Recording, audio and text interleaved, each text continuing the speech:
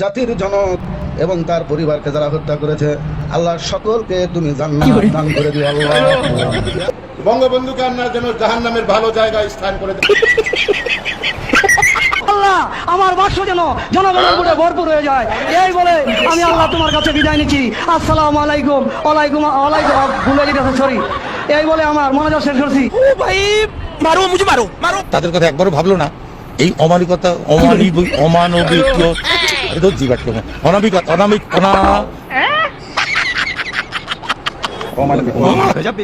আগামীকাল এই পবিত্র ঈদ উল আজহার নামাজের জানাজা সাবান দিয়ে হাত ধুবেন, নৌকা মাথায় আমি দলের সেক্রেটারি, সমস্ত আগাম গুগাম করার দায়িত্ব আমার। কি বলছিস? হাসিনার নির্দেশনায় মাননীয় অঞ্চলের মানুষ চলাচল করে। পটুয়া মাননীয় পটুয়াখালী তৃতীয় 1320 মেগা। আচ্ছা, এর কোনো আত্মীয় স্বজন নাই? তাকে নিয়ে আপনারা একটু পাবনা নিয়ে ভর্তি করে দেন।